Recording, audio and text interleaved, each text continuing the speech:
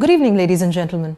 On behalf of the Asia Society India Centre and the Asia Society Museum, it is my pleasure to welcome you all to the Asia Arts Game Changer Awards, India. The awards is a signature annual gala celebrating the best of contemporary art from across Asia. My name is Rashmi Dhanwani. I'm the founder and CEO of the Artex Company, and I will be your host for the evening. As we gather here today to celebrate the exceptional Asia Arts Game Changers for 2021, we're honored to welcome members of the Indian and international arts communities, as well as Asia Society's Global Arts Council and trustees. We begin this evening's ceremony with a musical performance by award-winning composer and singer and creator of the Sufi Gospel project, Sonam Kalra. Thank you so much, Rashmi. Good evening.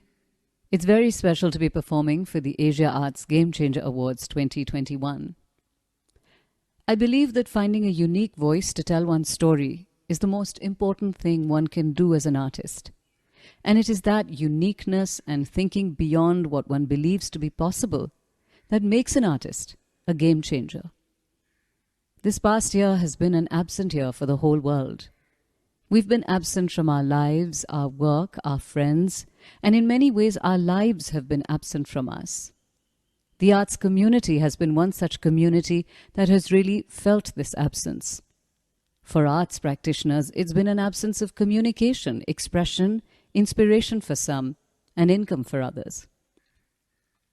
But one of the things that I've noticed is that in all of this absence, what has been present has been humanity, kindness, community, and a coming together like never before despite the distancing. People have reached out to strangers across the world to help ease their loneliness and pain, to help financially, physically, in whichever way they've been able to, because this time there has been a shared grief, a shared anxiety, and a shared understanding of this hole that the absent year has left in all of us. And that has been a huge learning, and perhaps made us evolve into being better versions of ourselves, better to each other, and hopefully better caretakers of this planet. My hope for the future is that we remember this absent year, because it was in this year that we learned the importance of being present, present in the moment, present for our families, for our friends, for strangers. We became aware of the smaller things and learned to value the blessing of the gift of life. So remember being present. Remember the coming together. Remember speaking out for those that needed us and need us. Remember looking beyond yourself, being the voice of the voiceless. And most importantly, remember that we need each other, always. I would now like to present a piece that speaks of just that, of the power of the collective voice. While the power of the individual voice is strong and important, it is only when we come together that power becomes change. These words, written by Pakistani poet Faiz Ahmed Faiz, remind us to use our voice and our lives for good. Speak out because your lips, they are still free. Your body, it is your own, and this life is your own. When I composed this, I took the liberty of adding a few words, a pertinent refrain, which speaks of us coming together. Bolo, ek awaaz hai hum. Bol.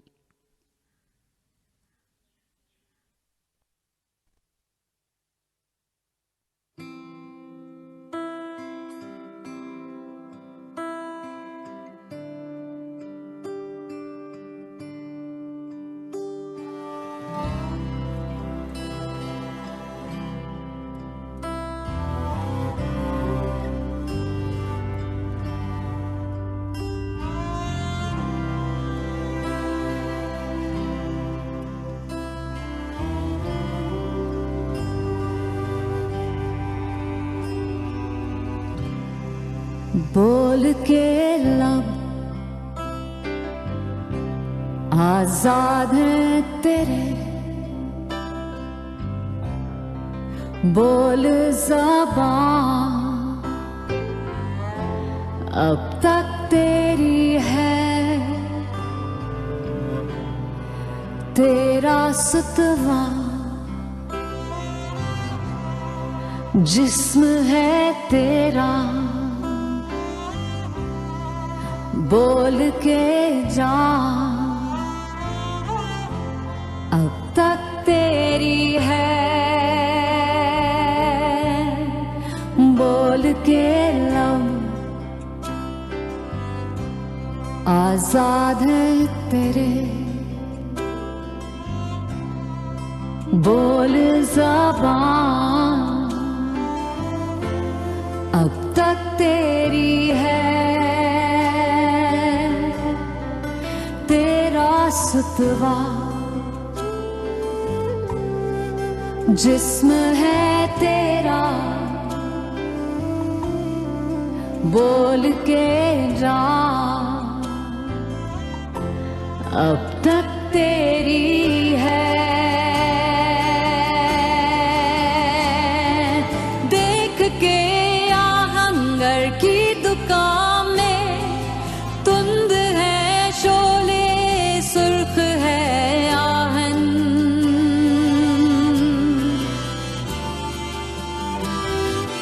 खुलने लगे कुफलों के दहाने, फैला हर एक जंजीर का दामन, बोल के लब आजाद है तेरे, बोल ज़बान तक तेरी है,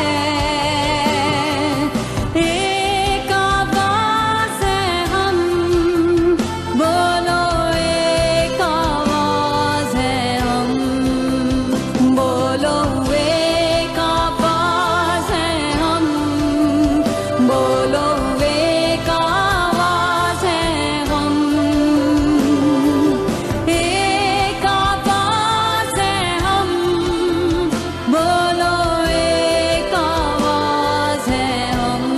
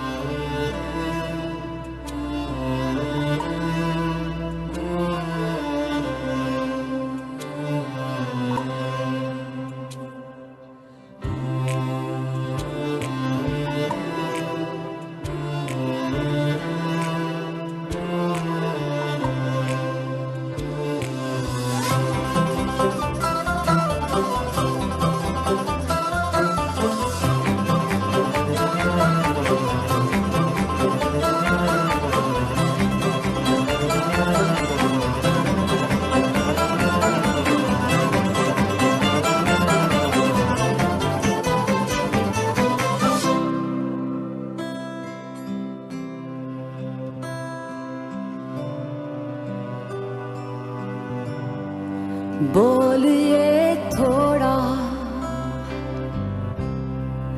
वक्त बहुत है, जिस्मो ज़बान की मौत से पहले, बोल के सच जिंदा है अब तक, बोल जो कुछ कहना है कह ले,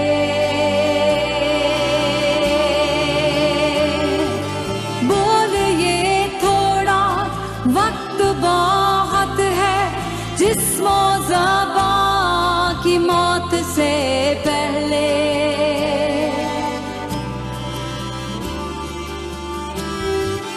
बोल के सच जिंदा है अब तक, बोल जो कुछ कहना है कह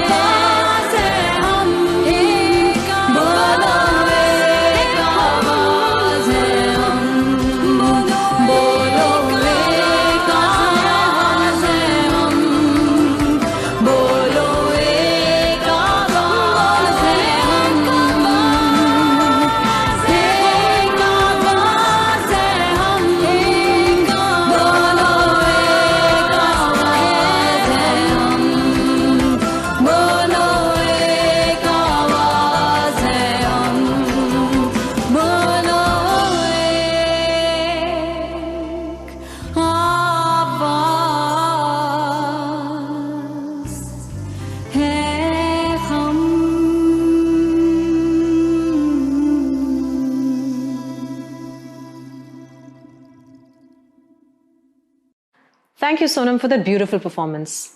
The past year has been a tumultuous one. The excitement of the new decade was followed closely by a global pandemic. As the world went into lockdown, we saw familiar infrastructures and modes of being changed before our very eyes. The pandemic has caused tectonic shifts in society, economy, culture, and politics, shifts that have forced us to pause and reevaluate our priorities as we negotiate a rapidly changing world order. Individually and collectively, we've been dealing with immense challenges we would not have been able to meet if not for the work of our frontline workers and essential service providers from across the world. We would like to take a moment to express our gratitude to those who continue to put their lives at risk to combat the virus. At a personal level, amidst the chaos and struggle we've witnessed, our communities have found ways to tap into hidden reserves of resilience and humanity. And now, as South Asia battles a terrible second wave, there's a compelling need to reform and plan for a better, just, and sustainable future for us all. At such a time, the arts have demonstrated yet again their unique ability to transform ways of thinking, refocus our energies, and offer solace in trying times. This evening, we want to acknowledge this power as we come together from different parts of the world to celebrate the arts. It is heartening to see several friends and colleagues from across the US, Europe, the Middle East, India, Pakistan, Bangladesh, Sri Lanka, Nepal, and beyond here with us tonight. We welcome you all. Before we proceed, a little bit of housekeeping. This program will run for 1 hour, and the awards will be presented in 2 categories, the Asia Arts Future Award and the Asia Arts Vanguard Award. The evening will conclude with another rendition by the wonderful Sonam Kalra, after which I request all of you who are joining the private VIP lounge to sign off and log into the unique link that was sent to them. I also encourage all of you to keep that little chat box on your screen active. Feel free to send in comments, messages, and questions throughout the program. I would now like to invite Inakshi Sopti, Chief Executive Officer of the Asia Society India Centre, to give the opening remarks.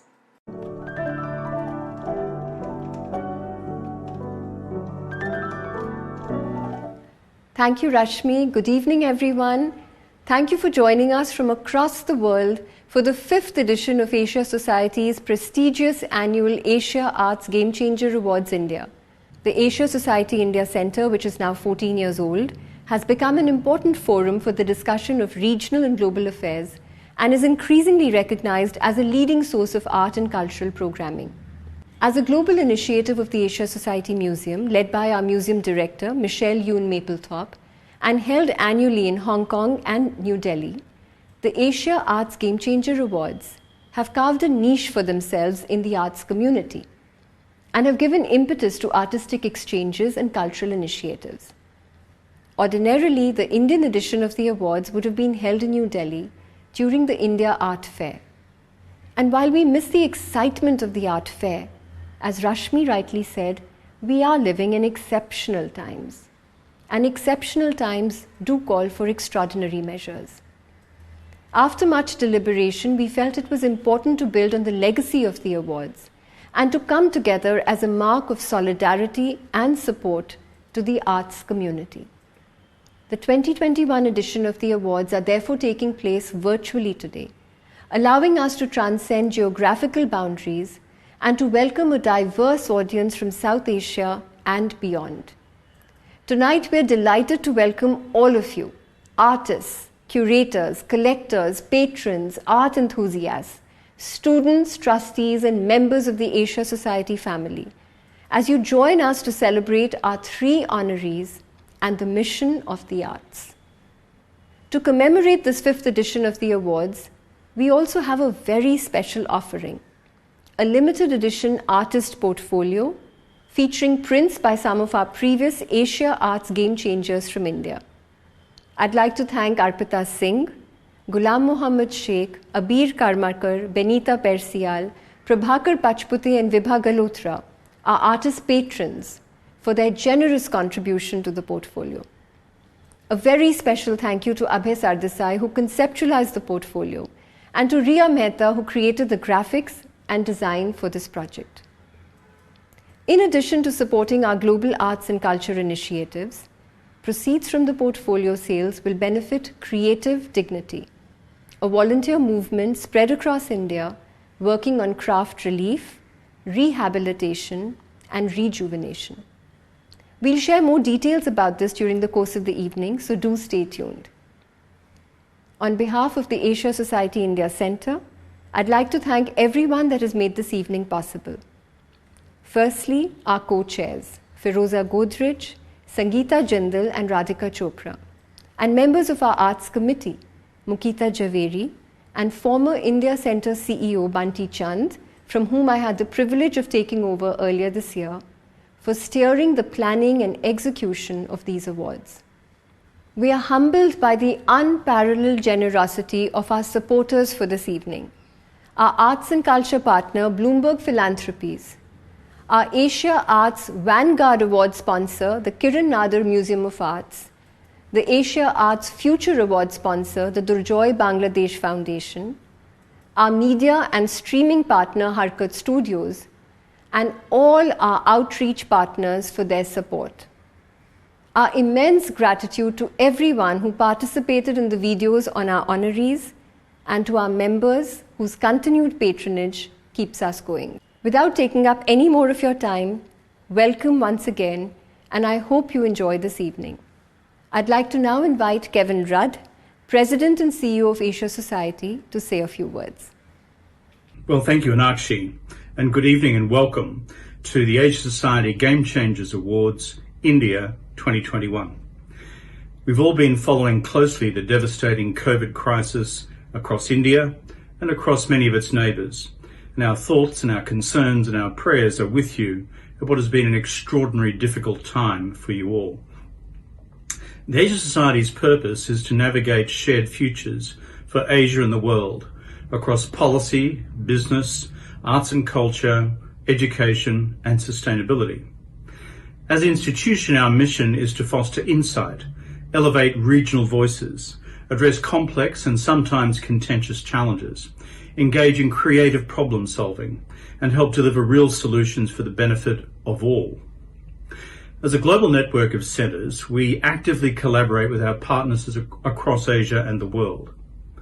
Art and culture are core business for the Asia Society. It's core to our mission. And the Asia Arts Game Changer Awards in India is a signature program for us that pays tribute to artists and arts professionals who have made significant contributions to the development of modern contemporary art across Asia. And also for those who have inspired a deeper empathy and understanding of the world through their own artistic and creative work. In trying times, it's become more important than ever to stand in support and solidarity with one another. So thank you all for joining us this evening as we honour three incredible artists from across South Asia today: Hamra Abbas, Jyoti Bhatt and Sohrab Hura. I wish the Asia Society India Centre all the very best, and I hope you all have a great night together. Thank you, Mr. Rudd. I now invite Michelle Yoon Maplethorpe, Vice President for Global Artistic Programs and Director of the Asia Society Museum in New York, to say a few words about Asia Society's global initiatives in the arts. Good evening. My name is Michelle Yoon Maplethorpe, and I'm Vice President for Global Artistic Programs and Director of the Asia Society Museum here in New York. I'm delighted to welcome you all to the Asia Society Asia Arts Game Changer Awards India. Normally, I'd be in India for this gala, meeting with so many friends in the arts who are with us tonight and getting a chance to interact with our wonderful honorees. And while participating long distance is not the same, I'm delighted that this virtual format has enabled us to welcome more people to our celebration this year, including colleagues from across South Asia and the South Asian diaspora. The Asia Society Museum has presented over 300 exhibitions of traditional, modern, and contemporary Asian American art since first exhibition opened in 1960. And for more than 30 years, Asia Society has been a pioneer in identifying and fostering contemporary Asian artists and engaging new audiences for their work. I'd like to take a couple of minutes now to share a little bit about the museum's exciting initiatives. Our robust exhibition program currently features the inaugural Asia Society Triennial, which is on view at Asia Society Museum and select locations across New York City through June 27, 2021. The Triennial is the first multidisciplinary initiative of its kind in the United States that champions the contemporary arts from and about Asia in the diaspora. This inaugural edition features more than 40 artists, including Hamra Abbas, who we're honoring this evening, working across disciplines from more than 20 countries. I invite you all to come for a visit, and for those of you who are not able to travel to New York, a virtual tour of the exhibition is available on the Asia Society Triennial website. Asia Society at the Movies is an ongoing series of film screenings and conversations showcasing a broad range of films and filmmakers from across Asia and the Asian diaspora. The initiative celebrates established and emerging voices, contemporary films and classics, and also documentaries. The series strives to deepen understanding of Asian cultures, which is a core part of Asia Society's mission since our inception. Our Arts and Museum Summit, hosted every 2 years, brings together museum and cultural leaders from across Asia, the United States, and Europe as a means to enable an open forum for exchange of capacity-building knowledge and cutting-edge ideas relating to the arts of Asia. Our next summit, organized in conjunction with our Asia Society Australia Centre, will be a virtual event held this November that focuses on issues relating to decolonization, repatriation, and inclusion. And finally, our Asia Arts Game Changer Awards is our signature event that allows us an opportunity to recognize and honor some of the most influential artists at a time when their voices have become a vital reminder of our shared humanity. On May 5th, we presented the New York edition of the awards, which honored Dr. Uli Sig, Parviz Tanavoli, Zarina in Memoriam, and Zhang Huan. Tonight, we're so excited to commemorate the India edition of these awards, marking their milestone 5th edition. My heartiest congratulations to all the awardees and to my colleagues at the Asia Society India Centre on their respective achievements. I thank you all for supporting the Asia Society India Centre's annual flagship convening in the arts and to our ongoing work in the field. Thank you. Thank you, Michelle. It now gives me great pleasure to invite Sangita Jindal, co-chair for the Asia Arts Game Changer Awards India and one of India's leading arts patrons and collectors, to introduce the first award category. Thank you, Rashmi. I welcome you all to the 5th edition of the Asia Arts Game Changers Award 2021. It has been my pleasure to be associated with the award since its inception in 2017. And I have watched the event grow to become a flagship annual cultural program for the Asia Society India Centre. As Inakshi mentioned, the gala would have taken place in the freezing Delhi winter, an opportunity to meet friends from around the world. But this year, keeping the present circumstances in mind, we made a conscious decision to host a virtual ceremony. The pandemic has been a difficult time for everybody, and it is important now, more than ever, for the art world to come together and support each other any way we can.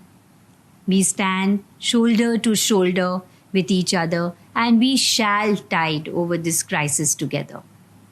This is an occasion, I believe, for all of us to extend a helping hand and support those in need. The digital medium has enabled us to bring in a wider audience of art communities from across the world. And we are especially excited to be able to transcend geographies and acknowledge the amazing work of Jyoti Bhatt, Hamra Abbas, and Sohrab Hura, artists whose work I have known and engaged with for some years. I am delighted to begin the felicitation ceremony by introducing our Asia Arts Future Awards category. Every year, this award is presented to 2 groundbreaking artists or arts organizations which enable a deeper understanding of the region to the people of Asia and beyond. In previous years, we have honored Abir Karmakar, Team Lab, Benita Percial, the Kochi Biennale Foundation, Sun Tsung, Bibha Galotra, Yang Yonglian, Prabhakar Pachpute, and Tiffany Chung. This year, it is with pride that we turn the spotlight on South Asia by recognizing Hamra Abbas from Pakistan and Sohrab Hura from India, two artists who have gone beyond the convention of media and discipline to build an exceptionally diverse body of work over the past few years. They represent the future of contemporary art from Asia, and today we celebrate their achievements in their field. This is an opportunity for all of us to reconnect and reach out to the art world. Stand up for each other, secure yourself, protect others, and stay safe. Time will come so that we can all be together. Thank you. Thank you, Mrs. Jindal. The Durjoy Bangladesh Foundation Asia Arts Future Awardee for 2021 is Sohrab Hura from India. A photographer and filmmaker, Hura's work lies at the intersection of film, photography, sound, and text. By constantly experimenting with form and using a journal-like approach, many of his works attempt to question a constantly shifting world and his place within it. His work has been showcased at several galleries and festivals in India and internationally. Sohrab now lives and works in New Delhi. Let's catch a short video of his work.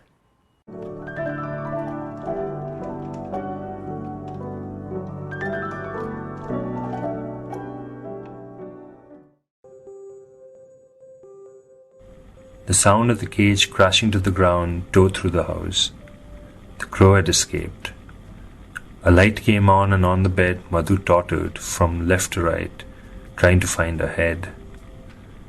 Her hands clasped at the smooth top of her torso, her fingers feeling for any trace of a stump of her head, before falling still for a moment and then again repeating the motion, frantically. Even now she kept forgetting that she did not have a head. It had already been a year. An obsessive lover had stolen it, while she had fallen asleep to the rumble of the waves outside. She should have seen it coming. I first learned about Sohrab's work through his books. I had the pleasure of participating on the jury for the Aperture Perry Photo Book Awards one year, and Sohrab's was one of the books, Look, It's Getting Sunny Outside. Another of Sohrab's books, The Coast, won. I also, maybe just shortly after that time of getting to know Sohrab's book, some friends had seen one of Sohrab's videos, an early version of The Lost Head and the Bird. You know, from our very first emails that we exchanged, I just got a sense of how generous he is with the way he gets into each work, telling anecdotes. To me, something that distinguishes Sohrab Hura's photography is that it spans the familiar and the unfamiliar, and it constantly shifts the ground between the two. During his first solo, I was a little late to the opening, and there was a big sort of a queue and many people outside, and I thought there was a fire or something. And then I said, no, can I please enter? And people made way for me. And I thought I'm going to solve a problem that might have happened inside the business. But it was only because there were way too many people inside, and the people who were waiting outside were waiting to enter. He says he imagines himself, or you can imagine his process to be one where he's finding himself in a dark room with nothing to see and nothing to identify the room other than tentative touching or feeling the room in the way he's actively pushing the viewer to engage with photography, not just in a two-dimensional format, but in a sonic way, in a way that one is hearing the photograph or reading the photograph. And he's breaking all those parameters with which we define photography with. I had the great experience of working with Sohrab on an exhibition here at MoMA that was realized online. So here you see a crop of one of Sohrab's pictures from the series The Song of Sparrows in 100 Days of Summer, which was made with the village of Patti that he went back to again and again. In this picture, you really get a sense of the experience of living in that place, the heat, the particular quality of the air. In that project, we juxtaposed pictures from this series with another series, Snow, a more recent body of work that Sohrab made in Kashmir. Though they were completely different, made in two different parts, the folks in each that were pictured in each series were living in two different sets of circumstances. But despite all those differences, there was this relationship between the two. Another thing that we can't miss is extreme humility and a constant need to build a community, which reflects in the current, his most recent project, curatorial endeavor called Growing Like a Tree. So when we invited Sohrab to curate an exhibition here at Ishara almost 8-9 months ago, there was an initial reluctance. But there was an interesting moment when we were here in this space together. Most of the show was already laid out in our heads. And seeing the heavy walls of Ishara, he was like, wow, this is very serious. He's also talked about actually his work like a tree, and I love this metaphor from which there are multiple branches and then multiple smaller branches and then leaves, and they all come back and are related to one another through his work. There's a beautiful image from the Song of Sparrows of someone in a tree that always conjures that description of his work that he's made. Throughout, there's a directness in his approach, but also a certain ambiguity, and even at times a deliberate blurring between fact and fiction. And this partly results from the awareness of the power he yields as an image maker.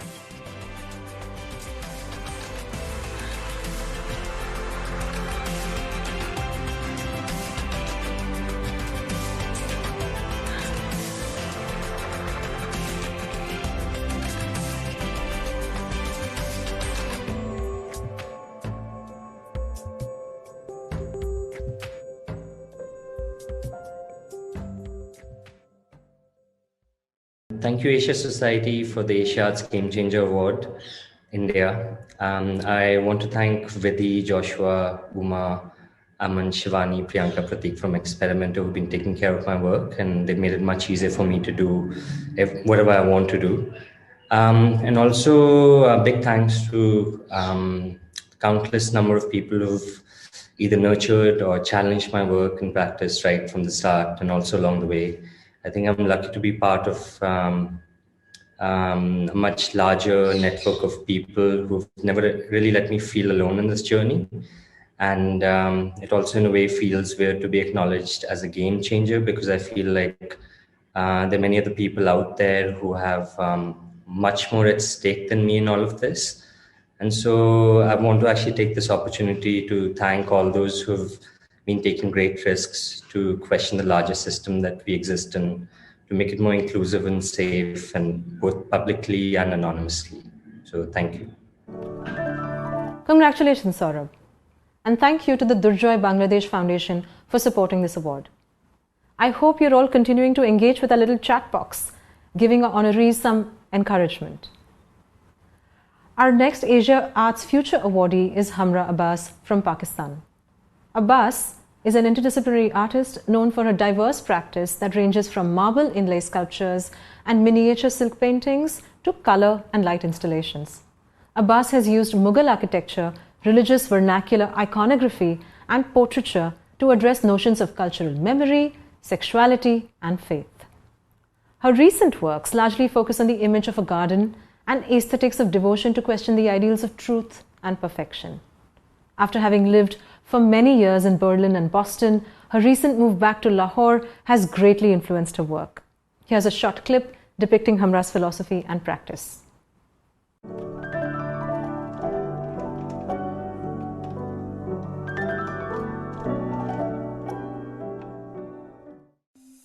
When Hamra Abbas speaks, it is as though she is almost bursting, as though each word she says triggers two more she needs to say.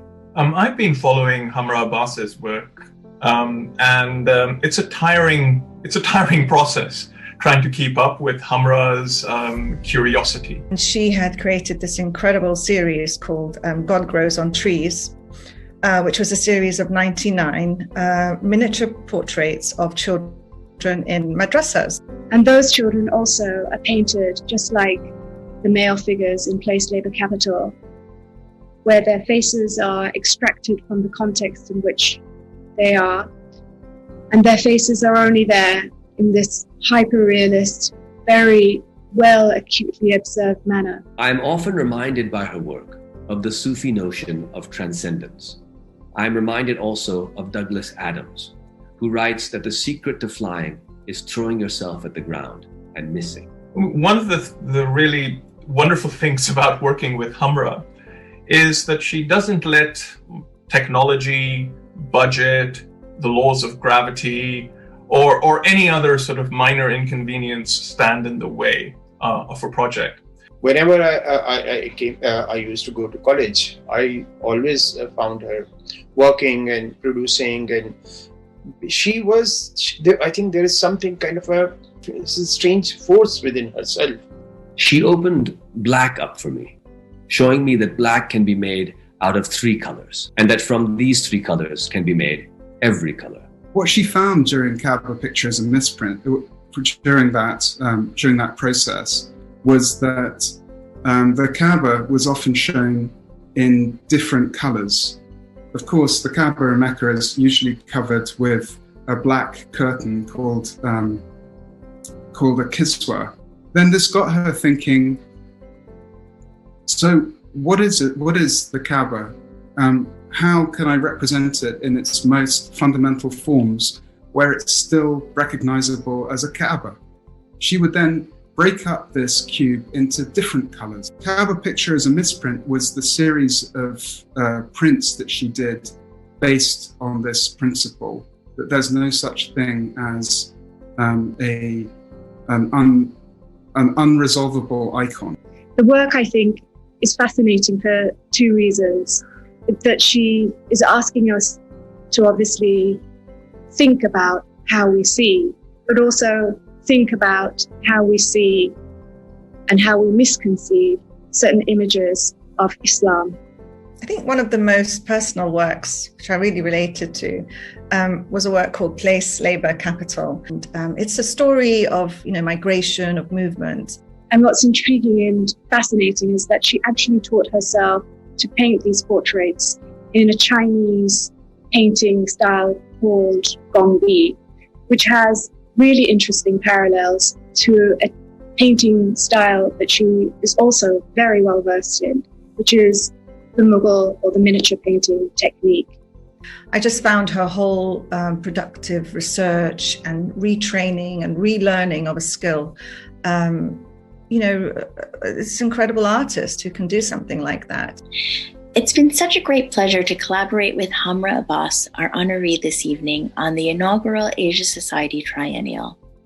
Hamra participated in part 1 of this first edition of the Triennial through the inclusion of her series Every Color from 2020, which is 10 portraits of members from the LGBTQ community in Lahore.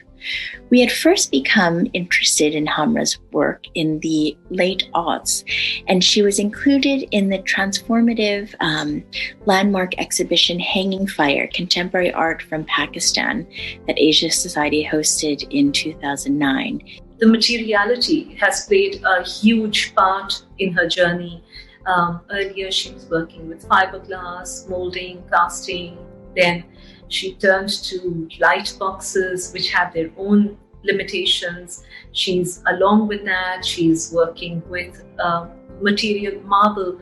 I can think of the work that she did, which won her the Abraj Prize. It was called Woman in Black, which she translated into this sort of large-scale stained glass windows and depicting a scene that was inspired by an actual siege against a mosque in Islamabad. She's very rooted. If you look at her work, it's about unity, it's about bringing people together. Hamra's involvement with iconography and symbology is something which I find absolutely fascinating. In the world around us, we're surrounded by symbols, and they have a kind of power over us. And this is something which she explores in a very subtle way. She looks at people on the fringes of society and seeks to present them in her own way.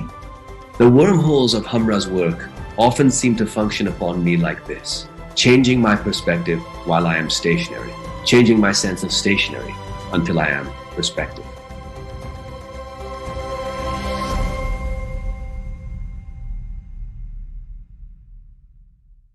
Hello. First, I would like to thank Asia Society for this wonderful honor. I am extremely happy to receive this award. It is a little unfortunate to have to do this virtually because of the travel restrictions right now and miss the opportunity to meet friends from across the border. Nevertheless, I feel connected in spirit and hope for other possibilities of exchange to emerge in the future. I would also like to thank everyone that I worked with over the years and people who have supported me through my journey and always made it very rewarding. Thank you. Congratulations, Hamra. And now, as we move towards our final award for this evening, I'm really excited to invite Dr. Pheroza Godrej, co-chair for the Asia Arts Game Changer Awards India and a seminal figure in the Indian art world. Dr. Godrej will introduce the Vanguard Award category and tell us more about Asia Society India Centre's Special Artist Portfolio. Thank you, Rashmi, and good evening, everyone. My name is Pheroza Godrej, and I thank you all for being here with us today. Congratulations to the Asia Arts Future Awardees, Hamra Abbas and Sohrab Hura, a truly well-deserved award. To echo my fellow co-chair, Sangita, I have been associated with the awards since they began, and indeed it is a moment of pride to see it reach its level today.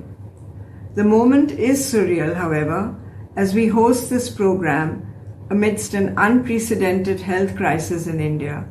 My thoughts and prayers are with those in the front line of this battle who are working tirelessly to ensure that we remain safe.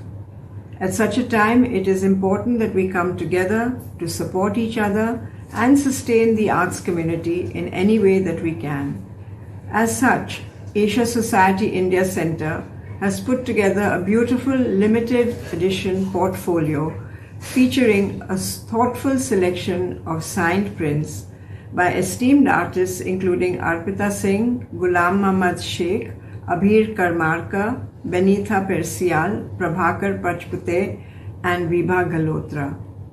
It's been fittingly curated around the theme of The Absent Year, and the portfolio has been conceptualized by Abhay Sardesai, editor of Art India magazine, and designed by Riya Mehta, founder of the Experimental Box.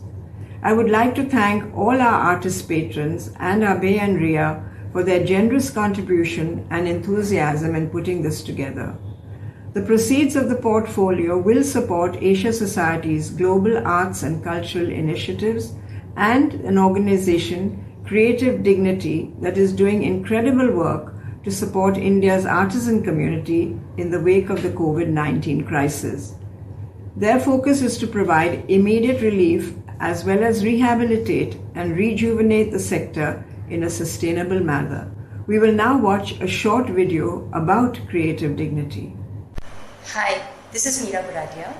I'm one of the co-founders of Creative Dignity, along with a group of us who came together last year in 2020 as a COVID support group for the artisan sector. We realized that they were equally affected, being part of the informal economy since markets had collapsed. And as we got together to figure out ways to support them, we realized that it was also a moment for us to recognize that for the first time, so many diverse stakeholders in the ecosystem had come together. Designers, architects, NGOs, artisan groups, cooperatives, and it was truly a reflection of the diversity and richness of the sector. It was also a moment for us to understand that this could be an opportunity for us to bring forth the untapped potential of the sector. Artisans being the unknown, unrecognized artists of our society, neglected, but having the vast potential to cut across and straddle worlds of art, design and manufacture. We began with relief and quickly moved to giving them a digital space and skills to navigate it, perhaps for the first time. With the COVID second wave, we are back to relief, but we realize that we have to take a long-term approach. And our approach now is to develop artisan youth leaders or champions, as we call them, in each cluster, to take ownership for COVID prevention, to train them, to equip them, but also to move to future entrepreneurship and preparation for servicing their clusters, for taking on several roles that will help them navigate the changes happening in society, in markets and mind shifts. We are really grateful to the Asia Society for stepping in to support our efforts because there is a lot of resonance with what you do and what we are trying to do.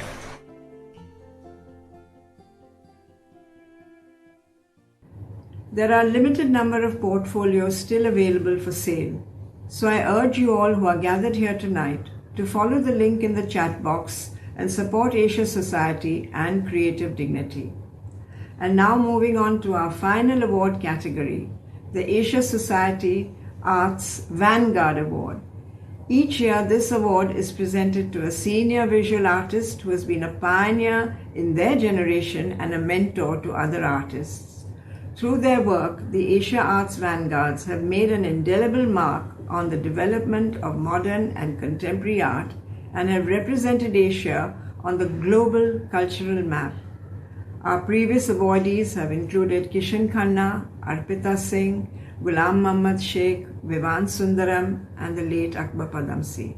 I am absolutely delighted to add Jyoti Bhatt to this eminent list as he receives the Kiran Nadar Museum of Art Asia Arts Vanguard Award this year. Congratulations, Bhatt, and I wish you all the very, very best. And now Rekha Radwitya, his longtime mentee and my old friend, will introduce him further. Thank you all once again for being here tonight, and I hope you enjoy the rest of your evening. Thank you.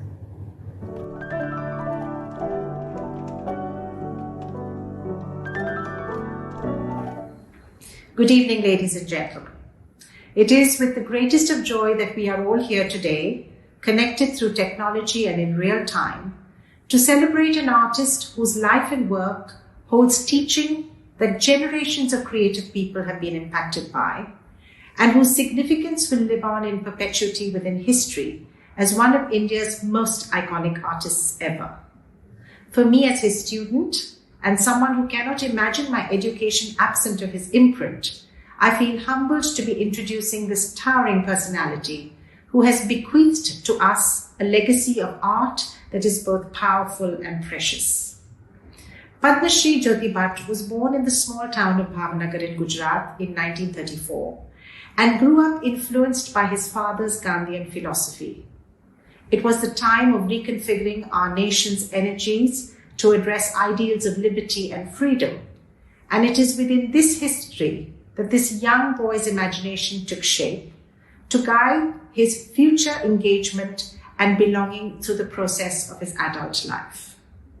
He was exposed during his school years to interactions with artists like Ravi Shankar Raval and Jagubai Shah, who introduced him to publications on art and to images of Ajanta and the murals of Nandalal Bose. We see the sensitivity of his perceptions in a painting he did when he was 12 years old, where he paints an image that references the reality of a lower caste Dalit man, having to proclaim his presence to the upper castes so as to avoid polluting them even in passing. Therefore, when he came to Baroda in 1950 to enroll into an art college, he wasn't the normal, typical schoolboy from a small town who came untutored in the knowledge of art and its history, or ignorant of the complexities of a new emerging nation. What we are privy to through this peephole into his past is Jyoti Bhatt's understanding of the power of a visual language and the potency that art offers as a space of communication. Baroda became his second home when he arrived in the city to study painting in 1950 at the Faculty of Fine Arts of the Maharaja Sayaji Rao University at the tender age of 16. He studied under the erstwhile tutelage of N.S. Bendre, K.G. Subramanian, and Shankar Chowdhury, whom he acknowledges as being the gurus who guided his aesthetic learning during his years as an art student. He then joined his alma mater in 1959 to devote much of his life to being a teacher. However, though the demands of teaching 6 days a week were grueling, this man of many curiosities addressed his responsibilities of being an educator by recognizing that in fact to be an effective teacher, it would require him to grow as an artist simultaneously. A widely traveled artist, he received scholarships in the early years of his career, which were hard to come by in those days, that took him to Europe and America for further studies as a mature student. In 1962, he became a founder member of Group 1890, which was a highly influential collective of Indian artists. Jyoti Bai, as he is fondly referred to, has a curriculum vitae that is way too expansive to abbreviate. Besides working within the territory of painting and being extensively engaged with printmaking and digital media, he is an internationally acclaimed photographer whose archival material of the living traditions of tribal and rural visual art is a documentation of historic significance. His artistic achievements run into pages. Besides his artistic prowess, he has been a commentator on cultural practices through his essays and articles published in vernacular and English periodicals that he used to painstakingly handwrite, often with passages in both Gujarati and English comfortably coexisting within his initial drafts. His art has been exhibited extensively in India and abroad, and his artworks are in public and private collections, as well as documented and historicized in 6 monographs and other important publications. He is a recipient of national and international awards, including the Padma Shri, the Kalidasa Award, an honorary doctorate, and 5 Lifetime Achievement Awards. However, despite all these accolades, Jyoti Bai the artist does not seek for recognition of fame or the desire for his work to be coveted. To be presented within the White Cube or the museum holds no great fascination for this master, because he views the premise of creating art as a journey about knowing himself. He credits being a photographer and a teacher to what obliged him to hold an openness to inquiries, which taught him many lessons of life from both the rural territories of existence to urban metro city life that informed him about the social and cultural diversities that contributes to the heritage of India. Jyoti Bai insists that his friendships with his peers has taught him a great deal too. Relationships that he holds great value to and which are emotionally deeply invested in. However, it is his relationship with his partner, Jyoti Bhatt, who was one of India's leading ceramicists, that has been his most cherished friendship of all. The involvement with the creating of an artwork has held his focus and attention above all else, always delighting in finding new materials and methods to articulate his art practice. His love of drawing in sketchbooks got taken over when the camera became the tool through which he could capture his observations with greater accuracy. His numerous and continuous experimentations within his works have resulted in the breaking down of many stereotyped categories and contributed to a changing perception in how we view materials and process within any artwork. Past practices often made categories of separation such as printmaking, painting, photography, etc. However, in the case of Jyoti Bai, there is a fluidity that he deliberately interjects when making visuals, smudging the boundaries till they are too blurred to be insisted upon. For example, a photograph he takes serves both as an aesthetic object as well as an important documentation to archive. His paintbrush has wandered over etching prints, and the bromide print has become affixed to the surface of a canvas, and the ink pen or ballpoint has scribbled over a seemingly pristine drawing. These interventions are born from his deeply felt need to engage with new areas of acquiring knowledge. Perhaps the quiet rebel in him did not easily conform to the comfort of belonging either, because at a time when most artists of his generation were aligning themselves with particular positions that dealt with affiliations to either Western or Eastern influences within their vocabulary as artists in the 50s and 60s, Jyoti Bhatt doesn't do that. Instead, his position is to view both these territories as historical ancestries that accommodate him, where he operates as a visual artist ahead of his time in many ways, presenting a language construct during the modernist era that is a doorway, in fact, to a postmodernist articulation, making this subversive manner of dealing with established languages the key to reflecting his politics both as an artist and as an educator. What he offers within his language over these years is an elaborate lexicon of symbols that incorporates pop references as well as Sanskrit shlokas, and presents itself as a parable of complexities, a hybridity culled from diverse influences that can be viewed as a new age mandala that evokes the conundrum of life. Today, he once again reinvents his approach. The computer and its software applications offer him a process and a method by which to revisit his own database of images and artworks as a visual dictionary from which to renegotiate and create from. His desire is to also use this technology as it offers access to his work to a larger audience at affordable prices. This at a time when his work is so sought after by private collectors and museums reflects the true nature of this quiet man brought up in the traditions of a Gandhian philosophy. Shri Jyoti Bhatt has offered India a contribution as a cultural practitioner that is immeasurable. And so it comes as no surprise to all of us that the Asia Society India Centre sees it befitting to bestow upon him the Asia Arts Vanguard Award 2021. In this celebration of Jyoti Bhatt today, let us now have the privilege of viewing this great artist's work in a short video presentation.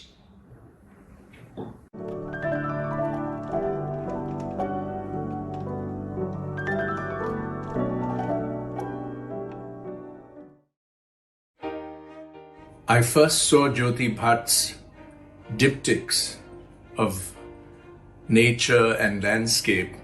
What was remarkable to me was, as a painter, he had really understood what the photographic eye was. His portraits, the 2¼ portraits of his fellow artists, very attuned to using the 2¼ camera. There's a really lovely picture of Bhupen Kakkar napping in a park in Baroda. There's photos of Nasreen Mohammadi. There's this particular work called Chashme Badur, which is a pink print that just has multiple images of bifocals and then an image of Hussein wearing it. And I asked him why he chose to represent Anwar Hussein, and he said, because, his glasses were so nice and fashionable. He's very committed to the different kinds of visual culture that exist in the country. And he makes often very humorous images as a result. Something that I'm thinking of is a really striking image, and I think it's taken around the 1980s, in which you see a communist hammer and sickle painted on the wall of a hut somewhere in rural India. But right under it is a goat that's just standing there. And so there's something in it that kind of connotes a kind of political satire. But I think it's also about how the kinds of images that you would see on the walls of India are changing. I think there are really two directions of his photography. One was his huge archival project of documenting some of the folk and rural traditions from around the country. And the other side of things was his experimental approach and how he wanted to use the medium to really kind of experiment and explore the limitations and sort of boundaries of what it could do. Different motifs, different styles, different snippets of a particular photograph will show up at various points across his career. And so something that he does in the late 60s, for example, is a motif that he calls a face. And it's a negative of a peacock combined with the positive stencil of a face. And you see it across years and years of his practice. It turns up in an exhibition that he and his fellow photographer staged called Painters with a Camera. It turns up in a 1971 annual exhibition of the Dalit Kala Academy, where he managed to sneak this print in. And so he's really exploring the interface of photography as a form of printmaking. Printmaking was something that he developed when he was at the Rockefeller Fellowship in New York. He used to do accurate drawings of the machines so that when he came back to Baroda, he would know how to get them reproduced. That is the kind of man he was, somebody who went the whole way as far as technique goes. Photography wasn't considered as much of a medium of fine art as it was back in the day, as it was just a medium of documentation and research that artists use. And he really changed that. His gelatin photos, I believe, are all at MAP. Before this collection came to MAP, it was incredibly well documented and archived and organized by him. All the negatives carry dates, information, and notes which correspond to prints and contact sheets. Even his diaries themselves correlate to these photographs and are incredible documents to his life's work. And you see these wonderful connections between what he was writing about in his journals, what you see in his prints and in his paintings, and then these same ideas kind of transisting into his photographs. MAP's task has been to find the best way of making sure that we preserve this through the conservation practices and the work of our lab, and to make it available to the public by presenting it on our website, all of which we have planned in our opening show at MAP, which will be a retrospective on his photographic work.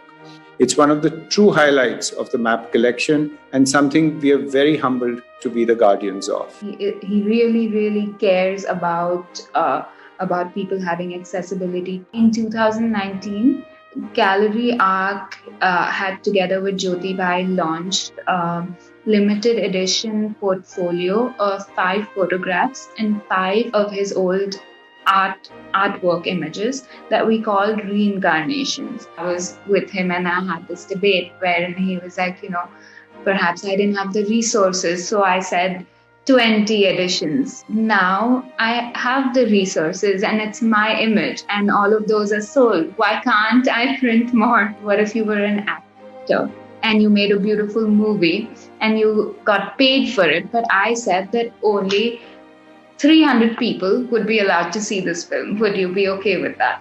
To this date, his etchings and prints are priced lower than some of the emerging artists. I do remember having 2 very distinctly long conversations with him.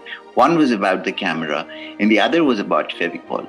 There's a very interesting attachment he had with this white glue, because when he was in Italy, it just was invented. And then he brought back quantities of it with him when he came back.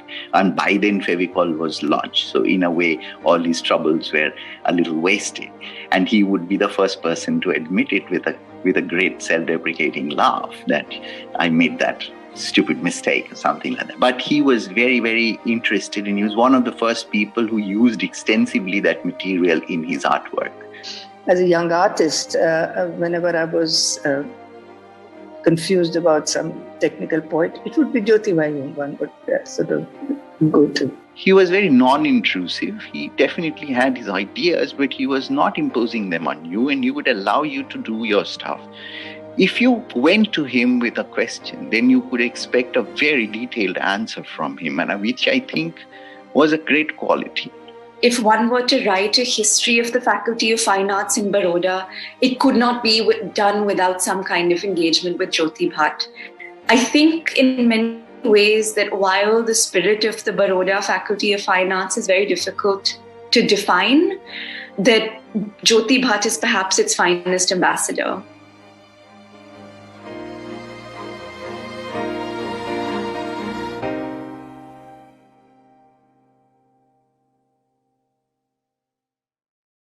Good evening.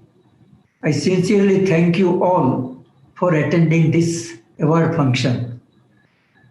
As I have written something to tell you, but as I cannot read myself, I will ask my young artist friend N. Divya to please read it for me. Divya.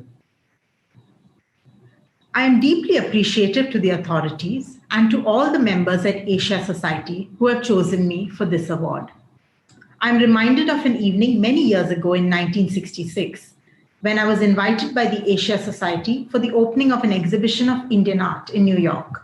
Even though I was just an art student studying there, they honored me with the courtesy of being introduced at the event to Mrs. Jacqueline Kennedy as an artist representing India. Once again, this award bestows upon me a similar honor, to place my name as being of significance within the cultural context of my country. It was a humbling moment then, as it is today, and I thank you all for the belief that you invest in me. I'm always a little apprehensive when the spotlight comes too close to me. Recently, a reporter from a Gujarati news channel had asked me how I felt about receiving this award. As I have been watching the T20 IPL cricket matches, I responded that I am feeling like a batsman who has hit a six on the last ball of his last innings. It would be remiss on my part not to remember with gratitude all that I have learned from my school teachers, especially my art teacher, Sri Jagubai Shah. I would also like to thank my many well-wishing friends whose contribution is significant in shaping me by providing their continuous support, guidance, and affection. Though it is not possible to name all those who have instructed me, I would particularly want to thank my teachers from the Faculty of Fine Arts, Baroda, Professors Markan Bhatt, N.S. Bendre, Shanko Chowdhury, and K.G. Subramanian, who were all like parents to me. No individual's journey is ever absent of the camaraderie of special kinships. Kishore Parekh, Bhupendra Karya, Raghu Rai, J. Swaminathan, Himmat Shah, and Raghav Kaneria have been amongst my closest friends, and from whom I learned so many lessons about life and art and friendship. In the 3 decades of being a teacher, I have also learned from the students in equal measure to what I may have taught them. Their thirst for knowledge kept me alert and opened up my own world to new thoughts and ideas. With all of them too, I share the joy of this award. I will always remain, even in the next incarnations if there are any, indebted to the most important, caring, and loving support that I've had through my life, from my parents, my wife and partner, Jyotsna, and my daughter, Jai, who have kept me alive and active. I dedicate this award to them. Thank you all so much. Thank you. Thank you, and congratulations, Jyoti sir. I would now like to invite Radhika Chopra, co-chair for the Asia Arts Game Changer Awards, a collector and an avid supporter of the arts and culture initiatives of South Asia, to say a few words. Thank you, Rashmi. Hello, everyone. My name is Radhika Chopra, and I'm co-chair of the Asia Arts Game Changer Awards India 2021 with Sangita and Pheroza. As a leading global organization working to enhance creative dialogue, encourage creative expression, and generate new ideas across the field of arts and culture and beyond, Asia Society's mission has always been one that's aligned with my passions. My association with the Society actually began back in the 90s when I interned with them in New York. It has been wonderful to see this platform grow into the global institution it is today, and I'm privileged to have been a part of the India Center's journey over the past 14 years. As others before me have mentioned, we're going through an extremely challenging time, particularly so for artists, artisans, and the arts ecosystem across South Asia. The artworks showcased in Asia Society's print portfolio on the absent year that Pheroza introduced earlier aptly capture these nuances and emotions. As a member of this community, it has been a period of despair and uncertainty, and in times like these, it is art that actually helped keep many of us afloat, bringing us solace and healing, connecting us even as we remain disconnected and reminding us of our shared humanity. It is our responsibility then to recognize the moment we're in and introspect about our role as citizens, institutions, and members of the art world as we move forward. On behalf of the co-chairs, Pheroza, Sangita, and myself, I would like to offer our deepest congratulations once again to the 3 awardees for 2021, Jyoti Bhatt, Hamra Abbas, and Sohrab Hura. A special thank you to the participants, partners, and benefactors that have supported this initiative. And finally, thank you to our wonderful audience for tuning in from around the world to be a part of this special evening. I hope the next time we get together will be in a physical setting at a better, more optimistic time. Until then, stay safe. Good night. Thank you, Radhika. This brings us to the end of the Asia Arts Game Changer Awards India 2021 virtual gala. I hope you all had a good evening. On behalf of the Asia Society, I would like to take this opportunity to thank the 2021 honorees, Sohrab Hura, Hamra Abbas and Jyoti Bhatt, the co-chairs Sangita Jindal, Pheroza Godrej and Radhika Chopra, and the entire Asia Society family, including the Arts Committee, Asia Society's global members, patrons and sponsors for their continued support. This memorable virtual gala would not have been possible without our arts and culture partner, Bloomberg Philanthropies, and our streaming and media partner, Harkat Studios. A big shout out to Karan Talwar, Sheba Alexander and Tanya Dikshit from Harkat Studios for their endless patience and dedication. Asia Society is a membership-based educational organization, and your patronage would be invaluable to them. If you wish to know more about membership and how you can support the India Centre, click on the link in the chat box. To end the evening on a note of hope, we have Sonam Kalra performing a special rendition of Alfat. For those of you joining the VIP lounge, you may now join the private link for the lounge. Thank you, stay safe and good night.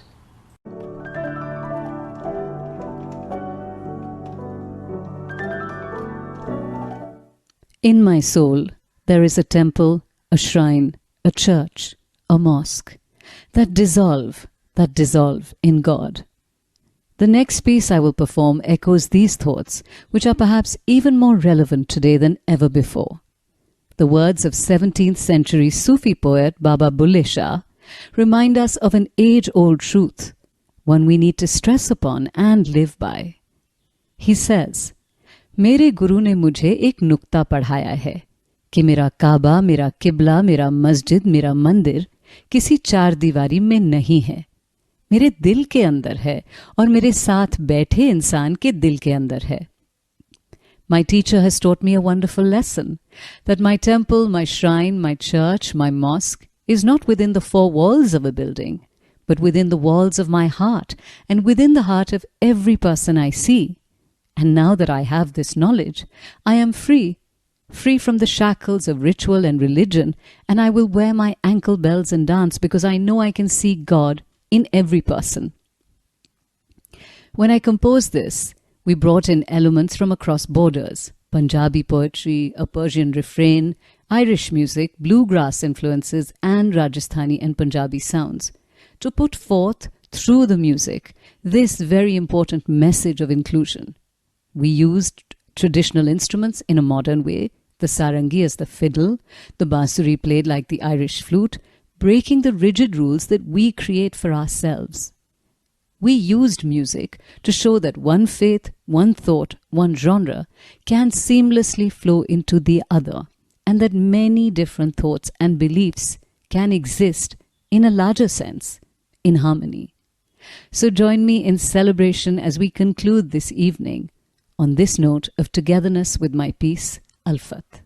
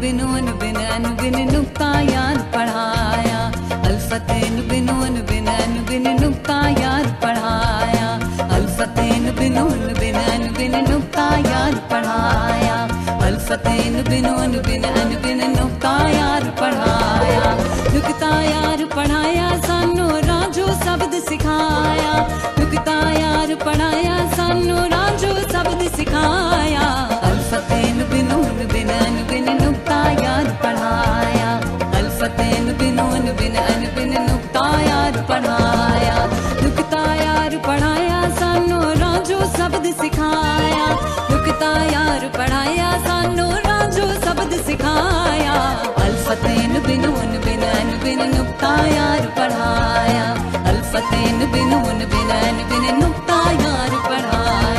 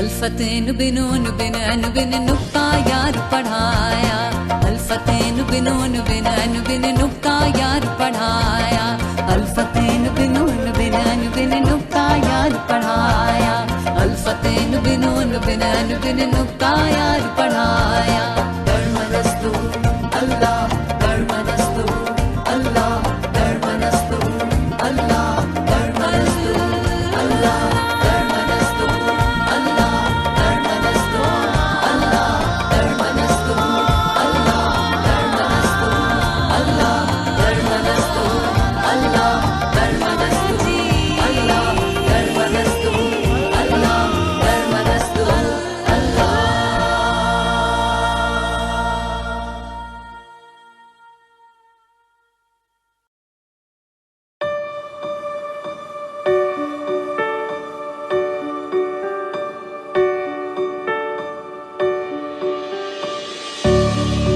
What an incredible symposium this has been. We had more than 1,000 people registered and participating in the events.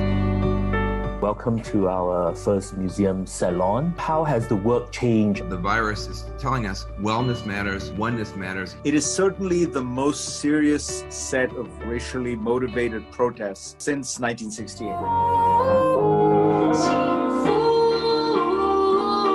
About the impact of COVID-19 on Asia and on the world. We're here to discuss racism and xenophobia in the wake of COVID-19. They give us the opportunity to kind of give the world all these multiple views of who we are. We went to the Asia Society to help us navigate China.